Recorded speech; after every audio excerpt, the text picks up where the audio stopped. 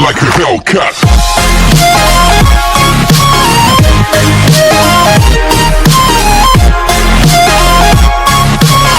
Students welcome to the rainbow zone नई classes. आज का जो हमारा सेशन है वो है क्लास 5th का ईवीएस का चैप्टर नंबर 19 का part 2 disadvantages of fuel. When we burn fuel they release carbon dioxide gas that causes global warming. It leads to melting of polar ice cap,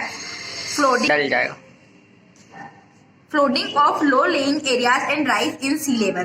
ठीक है, मतलब हम जब फ्यूल जलाते हैं तो उससे क्या होता है, ग्लोबल वार्मिंग बढ़ती है। किस कारण? क्योंकि कार्बन डाइऑक्साइड गैस निकलती है, आइस मेल्ट होती है। ठीक है, जिससे क्या होता है, जो folding of low laying areas है उसका सी लेवल भी इंक्रीज होता है। They take millions of year to form, they can not be replaced easily, they are non renewable source of energy. मतलब ऐसी ये क्या है, ऐसी चीज है जो वापस से मतलब नॉन रिन्यूएबल होने वाले सोर्स है एनर्जी के। ठीक है, आगे gases released on burning of fossil fuel causes air pollution. इससे क्या होता है, एयर पोल्यूशन भी होता है। अब alternative energy sources artificial fuels. अब देखिए, since fossil fuels are non renewable sources of energy, we need to look for alternative energy sources such as solar energy, wind energy, biogas, geothermal energy and tidal energy। ये देखिए अलग अलग type से alternative energy के कौन कौन से, solar energy, wind energy, biogas और जियोथर्मल एनर्जी, टाइडल एनर्जी। अब ये देखिए, सोलर कुकर इस तरह से होता है, विंड मिल इस तरह से और टाइडल एनर्जी इस तरह से। Adventure time. An adventure is an exciting और unusual experience occupying with some bold and the risky undertaking. It includes activities like traveling, exploring, skydiving, mountaineering, scuba diving in the river rafting। ठीक है, adventure times है। देखिए, हम adventure लेते हैं ना जब हम ट्रेवलिंग करते हैं, स्काई डाइविंग करते हैं, माउंटेनिंग करते हैं, ईटीसी। अब माउंटेनिंग देखिए, the Lucius mountain peak have always attached people. Mountaineering is a sport of mountain climbing, crossing glaciers or the short stretches of rock climbing is known as hiking. Mountaineering done over rock, snow or ice is called rock craft, snow craft और skiing respectively। मतलब आपने देखा होगा सभी आजकल एक sports के रूप में भी लेने लगे हैं पहाड़ों को चढ़ना। माउंटेन आपने देखा ना, जो हमारे यहाँ पे माउंटेन है, हाईएस्ट माउंटेन, वहां पे चढ़ना। ठीक है, एवरेस्ट, जैसे एवरेस्ट पे चढ़ते हैं बहुत से लोग, तो किस तरह से चढ़ते हैं। देखिए यहाँ पे एक माउंटेनिंग कौन सा, स्नो।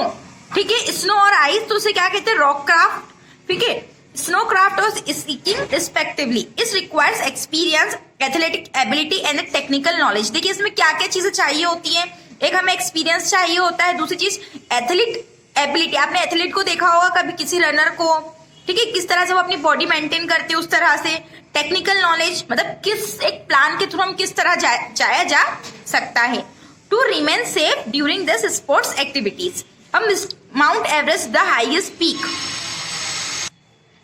ठीक है, अब यहाँ पे देखिए कितनी उसकी हाइट है, 8,848 metre in the world has been the centre of attraction for all climbers. इसलिए पूरी दुनिया के हर क्लाइंबर्स के लिए अट्रैक्शन का पॉइंट है। Sir Edmond Hillary and Sherpa Tenzing Norgay were the first to scale Mount Everest। जो ये लोग थे फर्स्ट टाइम माउंट एवरेस्ट पर चढ़े थे। Junko Tabei was the first woman to climb Mount Everest. एक जुनको तेबई है वो जो सबसे पहले कहाँ चढ़ी थी, माउंट एवरेस्ट पे चढ़ी थी। Bachendri Pal was the first Indian woman to reach the peak of Mount Everest. मतलब एवरेस्ट के शिखर पर पहुंचने वाली पहली भारतीय महिला का नाम क्या है, Bachendri Pal. Santosh Yadav is the only woman in the world to climb Mount Everest twice. पूरी दुनिया में संतोष यादव ऐसी महिला है जो 2 बार चढ़ी है, कहां पर, माउंट एवरेस्ट पे। आते हैं नेक्स्ट पेज पे। ये देखो आपको नाम दिखाई दे रही है, एडमंड हिलेरी, बछेंद्री पाल, संतोष यादव और अनुनिमा सिन्हा। अब यहाँ पे देखिए challenges of mountaineering. Mountain climbing is a thrilling well as risky sports. Here weather changes unexpectedly, snow storms, rain and lightning occur suddenly. अब मतलब माउंटेन चढ़ना कोई मतलब हंसी खेल वाली चीज नहीं है, बहुत जोखिम भरा स्पोर्ट्स है जिसमें बहुत से चैलेंजेस को क्या करना पड़ता है, फेस करना पड़ता है। वहां पे बर्फ के तूफान आ सकते हैं, मौसम चेंज हो सकता है। There can be equipment failure fall due to inattention fatigue और अदर रीजंस, वहां पे जो हम इक्विपमेंट भी लेके जाते हैं वो भी कभी कभी काम नहीं कर पाते हैं. A landslide occur when a piece of rock और a land is dissociated from the mountain and it slide down. मतलब कभी कभी जो वहां की स्लाइड्स होती है, पत्थर मतलब बर्फ होती है, बर्फ भी गिरने लगती है, जो बर्फ की स्लाइड्स होती है वो नीचे गिरने लगती है. एंड एवेलेनिक के acquire when a large mass of snow slides down a mountain with high speed. मतलब क्या होता है कि जो बड़े बड़े जो मतलब आपको स्लाइड दिखाई दे रही बर्फ की, वो तेजी से स्पीड में गिरने लगती है.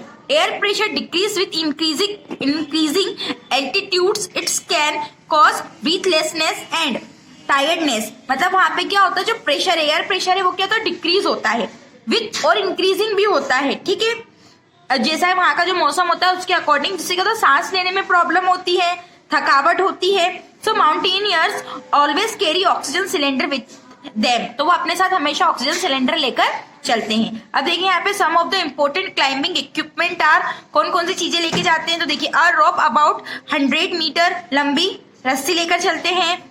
Ladders, hammer and axe, woollens, trekking boots, a headgear, sleeping bag and tent, goggles, ready to eat food. ठीक है, और मेडिकल किट. इतना सारा सामान वो अपने साथ लेकर चलते हैं. Adventures of the sky.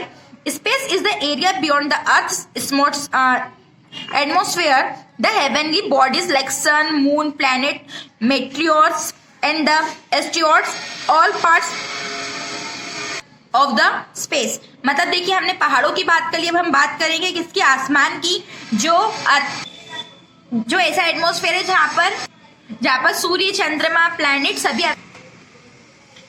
देखिए, तो ये क्या है, ये भी हमारी अर्थ का एक पार्ट ही है. आगे आते हैं नेक्स्ट पेज पे. The sky. Have you ever noticed the difference between the day sky and the night sky? In the daytime, only the sun is visible in the sky, but at night there are millions of twinkle stars and the moon that change faces regularly.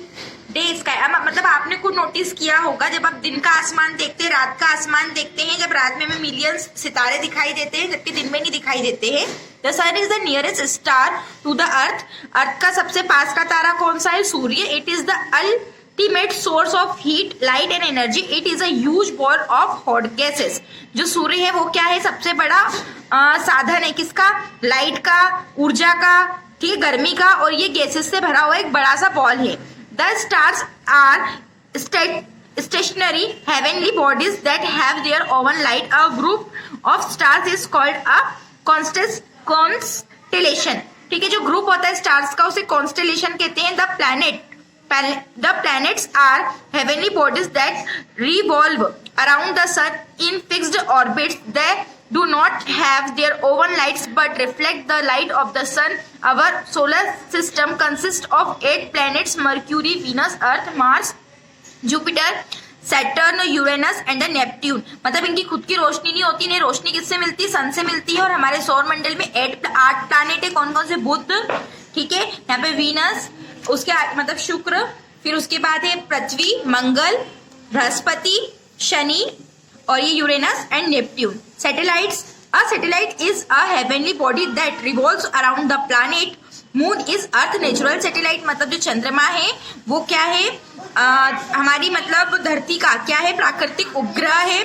ठीक है. Planets like Mercury have no moon whereas Jupiter has 67 moons. इसी तरह जो बुध है उसका कोई भी satellite नहीं है, कोई मून नहीं है, जबकि जुपिटर के कितने मून है, 67 मून्स हैं. Artificial satellites. अब ये तो नेचुरल सैटेलाइट्स हो गए, अब हम आर्टिफिशियल सैटेलाइट्स के बारे में पढ़ लेते हैं. Artificial satellites are machines created by man. ऐसी मशीन होती है जो आदमियों द्वारा बनाई जाती है. They are set up in the space to forecast weather, send and receive wireless transmissions, locate minerals and other resources in the earth crust. Aryabhatta was the first Indian satellite sent to the space, followed by Bhaskara, Rohini, Apple, InSat, Chandrayaan first and Mangalyaan. मतलब ये क्यों लगाए जाते हैं, वहां की weather पता करने के लिए, जो भी वहां पे प्लेनेट पे चीजें होती है उसकी जानकारी लेने के लिए. हमारे जो भारत का सबसे पहले जो सैटेलाइट था उसका नाम क्या था, आर्यभट्ट था. ठीक है. इसके बाद भी बहुत से सैटेलाइट्स हमारे मतलब भारत के थ्रू स्पेस में भेजे गए हैं. Rakesh Sharma was the first Indian to go into the space. Rakesh Sharma पहले भारतीय थे जो कहाँ गए थे, स्पेस में गए थे। Kalpana Chawla was the first woman of Indian origin to enter the space. Unfortunately she and her entire crew of the spaceship Columbia die just before landing back on the earth due to some fault in the space shuttle. जो कल्पना चावला थी वो हमारे भारत की पहली ऐसी महिला थी, मतलब भारत की ओरिजिन था उनका, जो कहाँ गई थी, स्पेस में गई थी। पर अनफॉर्चुनेटली जो उनका पूरा क्रू था, मतलब पूरी टीम थी, वो जो स्पेस शटल में कुछ गलती होने के कारण वहीं पे मतलब उनकी मृत्यु हो गई थी। Sunita Williams was the first woman to walk for 50 hours and 40 minutes in the space. Sunita Williams ऐसी पहली महिला है जो 50 घंटे और 40 मिनट स्पेस में रहकर आई है। यहाँ पे जो हमारा चैप्टर है वो कंप्लीट होता है। आई होप ये चैप्टर आपको अच्छा लगा होगा, समझ आया होगा। इस चैप्टर से रिलेटेड सारे आंसर्स हम आपको व्हाट्सएप ग्रुप में अवेलेबल करवा देंगे। तो okay, thank you and bye.